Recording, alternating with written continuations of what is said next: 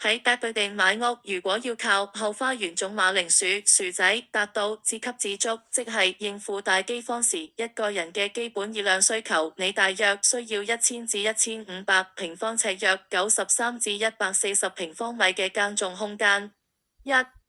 空間計算，一個人要種幾多？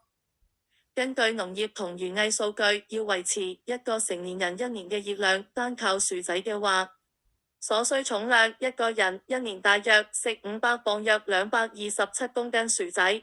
所需面積，專業密集式耕種大約500減1000平方尺，約46減93平方米。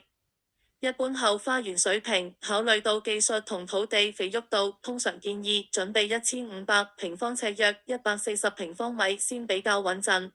薯仔產量，每100平方尺通常可以產出約100磅薯仔。Babydin 嘅後花園夠大嗎？蘇格蘭嘅屋平均花園面積係全英國最大，中位數大約有2400平方尺，約226平方米。半獨立屋 semi-detached/detached 通常後花園都有1000平方尺以上。喺 Babydin 市郊，例如 Bridgton 或 Cos 買呢類屋，要養活一個人係完全足夠嘅。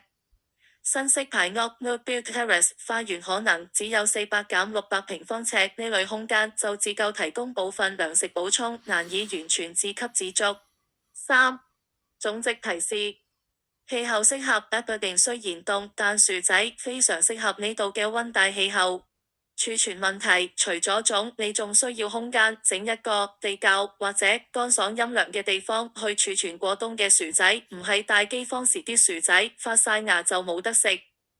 輪耕，長期喺同一塊地種薯仔會令土地貧瘠同埋引致病蟲害，好似愛爾蘭大饑荒咁，所以理想中嘅後花園最好比計算面積再大1倍，方便每年輪換耕種位置。